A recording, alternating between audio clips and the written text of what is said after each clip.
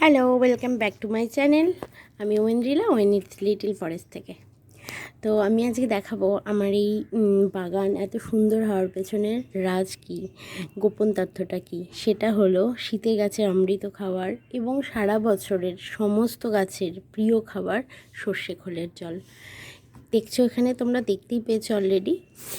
এই যে সর্ষের খোলের এরকম ডাস্ট হয়, এরকম ডাস্ট আকারে কিনতে পারো, আবার মিল থেকে চাকা আকারেও কিনতে পারো। এটা মোটামুটি 1 হ্যান্ডফুল 150 গ্রাম মতন হয়। তো 2 হ্যান্ডফুল নিয়ে এরকম 1 লিটার জলে আমি ভিজিয়ে রেখেছি। এই শীতকালে এটা পচন হতে সময় লাগে 5-6 দিন 7 দিন, গরমকালে এটা 4 দিনেই পচে যায়। তো এরকমভাবে ভিজিয়ে রাখলে ওপরে এরকম জলটা দেখতে পাচ্ছ হলুদ, এবং নিচে কাঠটা পড়ে আছে। তো এই জলটাকে আমরা মিশিয়ে নেব মোটামুটি 20 লিটার জলের সাথে। তো সেটা এবার দেব সমস্ত গাছের গোড়ায়। তো এই জলটা আমি দেখাচ্ছি, দেখো পুরো একদম জমে আছে। তো আমি এটাকে নাড়াবো না, আমি জাস্ট ওপর থেকে কিছুটা জল এইভাবে এখানে পোর করে নিচ্ছি।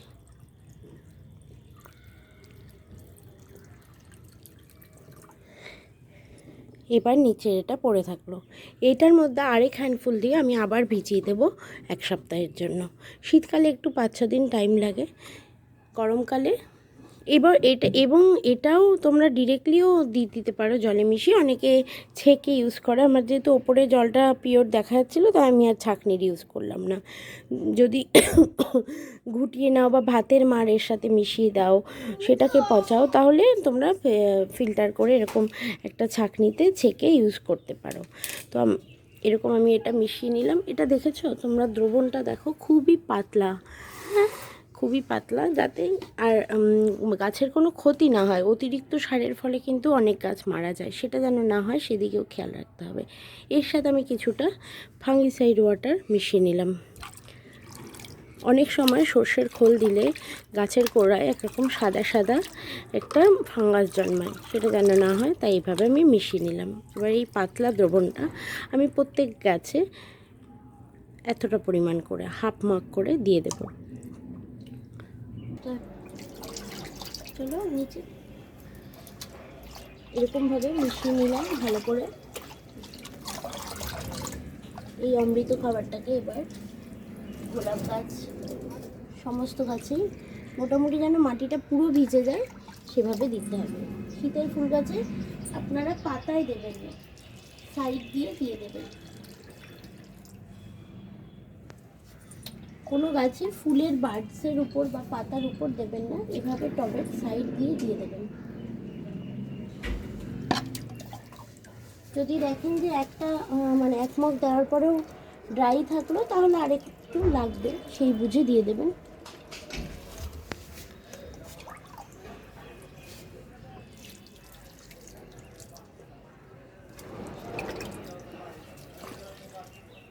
আরেকটা কথা, এটা যেহেতু সার, তাই জন্য নতুন যে গাছ রিপোর্ট করেছেন সেটাই কিন্তু দেবেন। এভাবে আমি 1 মগ মতন নিয়ে, দেখুন আমার চন্দ্রমল্লিকা, যেহেতু এটা পুরো রোদে থাকছে, এরকম দিয়ে দেব। এভাবে আমি প্রত্যেকটি গাছে দিয়ে নিলাম। এখানে আমার চন্দ্রমল্লিকা আছে, সেখানেও আমি 1 মগ ফুল মগ দিয়ে দিলাম। বার্ডস আসছে গাছে।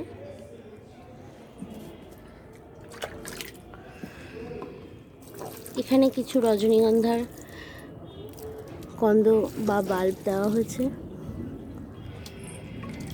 এখানে একটি কসমস আছে। বুঝে বুঝে দেব, যেটা ছোট গাছ বা যার টব ছোট সেখানে অল্প, যেখানে টব বড় এবং গাছও বড় সেখানে বেশি। যেমন গ্ল্যাডিওলাসে আমি একটু বেশি দিলাম, কারণ মাটিটা পুরো ড্রাই ছিল এবং এখানে 2টি গ্ল্যাডিওলাস গাছ আছে, সেটাও নিজেকে বুঝে আন্দাজে দিতে হবে।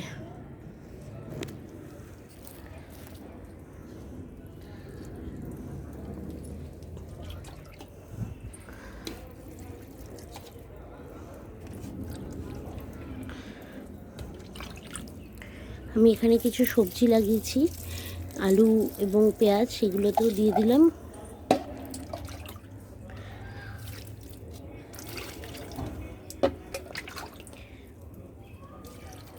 এটার মধ্যে আপনারা আরও একটা কাজ করতে পারেন, যদি কারোর অনেক ফুলের গাছ থাকে তাহলে এর মধ্যে একটু এনপিকে 19-19-19 বা এনপিকে 20-20 মানে ব্যালেন্স এনপিকে মিশিয়েও দিতে পারেন।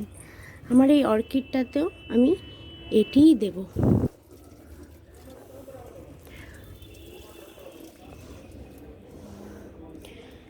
গাছে জল দেওয়ার কাজটা আপনারা শীতকালে 10টার মধ্যেই করে নেবেন। তো বন্ধুরা, এইভাবে তোমরা প্রত্যেকটি গাছে সর্ষের খোল পচানো জল দিলে গাছের গ্রোথ নিজেরা দেখতে পারবে যে কত তাড়াতাড়ি গাছ বেড়ে গেল, বড় হয়ে গেল। আগে যেমন দেখালাম যে সর্ষের খোল ভেজিয়ে কিভাবে আমি তরল সার করলাম, সেটি যেমন একটি গাছের সুপারফুড, মানে 1 নম্বর সুপারফুড, এরকম আরও তোমরা ঘরেই বানিয়ে ফেলতে পারো। দেখে নিই এখানে কি কি বানিয়েছি আমি। পাকা কলার খোসা, সেটা যে কোনো কলাই হতে পারে, পাকা কলার খোসা এইভাবে ভিজিয়ে রেখেছি টুকরো টুকরো করে কেটে। এটি কোনো পচা গন্ধ বেরোয় না এবং এর মানে 10-12 দিন শীতকালে ইজিলি পচানো যেতে পারে, অসুবিধে নেই। একটা পুরো রেডিশ, একটা ব্রাউনিশ কালারের জলটা তৈরি হয়ে যায়। এই জলটাকে ছেঁকে নিয়ে আরও 10-15 লিটার বড় বালতি যেগুলো, ওর মধ্যে মিশিয়ে নিই, পাতলা দ্রবণ বানিয়ে সমস্ত গাছে দেওয়া যেতে পারে। বেশিটাই এই কলার খোসা যেহেতু পটাশিয়াম রিচ, তো পটাশিয়াম ফুল ফোটাতে সাহায্য করে, তো ফুলের গাছ, সবজির গাছ, এগুলোতে দিলে বেশি উপকার পাওয়া যাবে। আর যেটা মানে বলার, গাছের এই যে পচা সবজি বা পচা কলার খোসা, এগুলো কিন্তু কোনো কিছুই ফেলা যায় না। এই যখন ছেঁকে নেবে তারপর যে কলার খোসাটা থাকবে, ওটাকে মালচিং হিসেবে ইউজ করা যেতে পারে। টবের নিচে যেমন আমরা সুরকি দিয়ে গ্যাপ, মানে টবের নিচটাকে ওয়েল ড্রেনেজ রাখি, সেখানে এইগুলো ইউজ করা যেতে পারে। মাটির সাথে মিশিয়ে দিতে পারো। তো পুরনো মাটির সাথে মিশিয়ে তুমি যদি বস্তা বা প্যাকেটে করে রেখে দাও, সেখানেও এটি মানে খুব ভালো একটি কম্পোস্টে পরিণত হবে। মাটিটা ওয়েল মানে রিচ হয়ে যাবে, পটাশিয়াম রিচ হয়ে যাবে, ক্যালসিয়াম, অনেক কিছু এর থেকে পাওয়া যায়।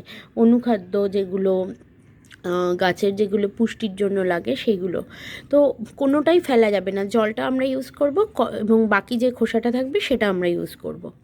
আরেকটি সুপারফুড হচ্ছে ভাতের ফ্যান। এটাকেও আমি 2-3 দিনের ভাতের ফ্যানটা এক জায়গায় রেখে জমিয়েছি এবং মোটামুটি 7-10 দিন হয়ে গেছে পচিয়েছি। এরকমভাবেও তোমরা করে নিতে পারো। এটাকে একদমভাবে ছেঁকে নিয়ে জলের সাথে মিশিয়ে ইউজ করলে, এবং এটার মধ্যেও তোমরা সর্ষের খোল ভেজাতে পারো, সেটাও হয়।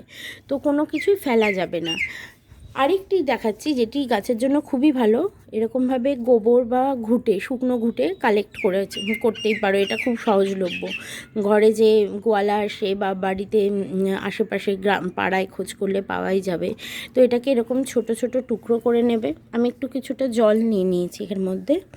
এটাকে ভেঙে এরকম টুকরো করে নেব, এরকম করে এখানে ভিজিয়ে রাখবো। ভিজিয়ে রাখার পর যেটা হবে সেটা যেমন জলটা আমরা ছেঁকে ইউজ করছি সব গাছে, সেরকমভাবে ইউজ করব, কিন্তু বাকি যেটা থাকবে নিচে পড়ে থাকবে কাঠটা, সেটাও কিন্তু আমরা ফেলবো না। সেটা আবার আমরা মাটির সাথে মিশিয়ে কম্পোস্টভাবে ইউজ করতে পারি। বা অনেক দিন যে মাটিটা ইউজ হচ্ছে না, বস্তাবন্দি রয়েছে, সেখানে মিশিয়ে দিলাম, সেটাও খুব ভালো উপকার হয়ে যাবে। গাছের গোড়ায় অল্প অল্প খুঁচিয়ে দিয়ে দিলাম, সেটাও খুব ভালো। তো এইভাবে অনেকভাবেই আমরা করতে পারি। আরেকটা যেটা আমি এই মুহূর্তে দেখাতে পারছি না, সেটাই তোমরা করতে পারো। যখন ডেইলি আমাদের তরকারি কাটা হচ্ছে, খোসা বেরোচ্ছে, সেগুলোকে একটা জায়গায় ডাম্প করতে পারো। সেটা জলে ভিজিয়ে, জলটা 2-3 দিন 4 দিন পচলো, জলটা দিয়ে দিলে এবার যে সবজির খোসাগুলো পড়ে থাকলো সেটা আবার সার হিসেবে ইউজ করতে পারো। মাটির সাথে মিশিয়ে অনেক দিন রেখে দিলে 1 মাস 1.5 মাস লাগে পচতে, তারপরে অনায়াসে একটা টবের মাটি ভাবে ইউজ করা যেতেই পারে। তো এগুলো হচ্ছে গাছের সুপারফুড। খুব ইজিলি পাওয়া যায়, যার জন্য কোনো এক্সট্রা খরচা হয় না, কিন্তু গাছের খুব উপকারে লাগে। তো এগুলো তোমরা করতেই পারো। আর বন্ধুরা, যেটা বলা হয়নি সেটা হচ্ছে হ্যাপি নিউ ইয়ার সবাইকে। আগের বছরটা আমাদের ভীষণ খারাপ গেছে, সবার খুব খারাপ গেছে। এই বছরটায় অনেক ভালো হোক, সবার ভালো হোক, এটাই আশা করব, ভগবানের কাছে চাইবো। আর সবাই খুব ভালো থেকো। এগুলো যারা বাগান করো, এরকম যাদের কাছে আমার মতন এরকম ছোট বাগান, ব্যালকনি বাগান, এবং খুব বেশি আমরা তো খরচা করতে খরচা করার দরকার হয় না, গাছকে ভালো রাখার জন্য না, ইজিলি ভালো রাখা যায়, হেলদি রাখা যায়। এরকম আমার প্ল্যান্টগুলো দেখতেই পাচ্ছ তোমরা, পুরো গ্রিনারি, পুরো হেলদি।